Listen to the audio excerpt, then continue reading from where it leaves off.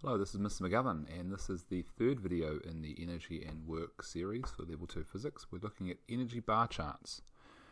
Now, energy bar charts are not something that appear in New Zealand physics exams. They're not very widely practiced. However, I strongly suggest you use them. They are incredibly helpful for figuring out the physics of what's going on.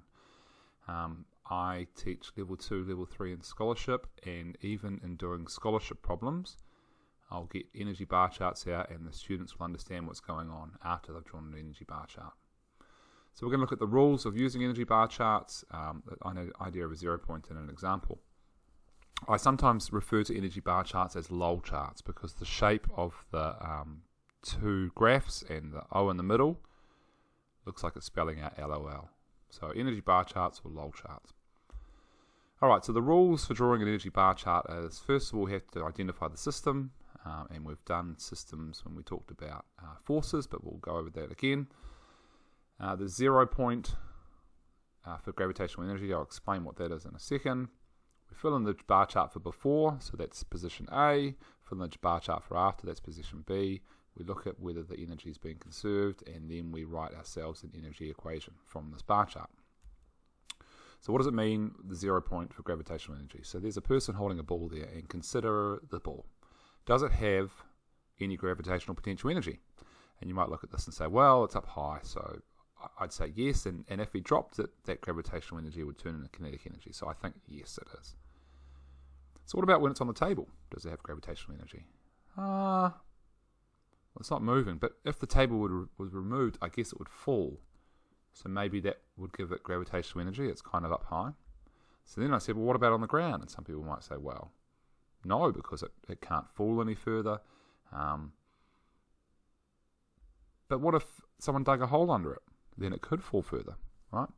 And so you see with gravitational energy, any point where you say, well, that's got zero gravitational energy, you could probably get lower and lower until you get to the core of the Earth. So the good thing about gravitational energy is for every situation we can choose where the 0 point is. We can say, hey, this is the lowest the ball's going to get to in our situation. Let's call that the 0 point. So just like when we draw a coordinate system, there are no wrong answers, but there can be some more useful selections of the 0 point than others. Right? So if you're dealing with a situation where the lowest point is the hand, and the ball goes up and then back to the hand again, that would probably make sense to call that the 0 point.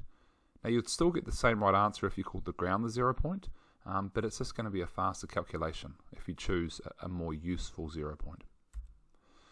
So here's our example. The cart starts against the compressed spring. The spring pushes the cart forward onto the frictionless track, and so we're looking at position A versus position B. So the first thing was we identify the system, and just like in when we did forces, the system is the parts of the physics problem we really care about, and we want to keep in our calculation. So because it's going up high and it's going to have some sort of gravitational energy, we always put the Earth in the system. The Earth, we wouldn't have gravitational energy without the Earth. That's what provides gravity between us and the Earth, or between the cart and the Earth, so we put it in the system. We're also dealing with the cart, so that's definitely in the system. The spring is what's causing the cart to go, so we'll put that in the system as well. We could choose to leave it out, and we will do an example like that down the road, but for now we'll keep it in, and we'll call the track. So basically everything we can see here is in our system.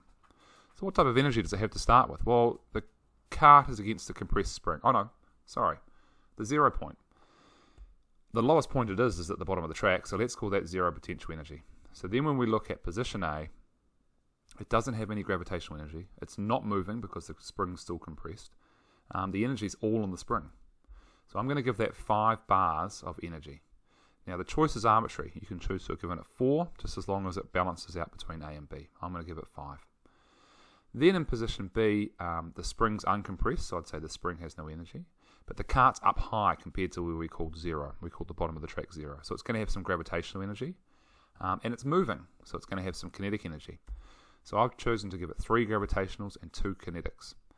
Now the important thing is, once I've given it its 3, this is where conservation of energy comes in. I started in position A with 5 bars of energy. I have to end in position B with 5 bars of energy. So after I've chosen 3 bars of gravity, I must have 2 bars of kinetic. At the moment, how you spread the energy is not an issue as long as it balances, as long as it's conserved. And from that, I can say my spring energy turned into gravitational plus kinetic. That's what it looks like as an equation. So we're going to go through in the next video another example of that. In fact, we'll go through the same one, but a bit more complicated.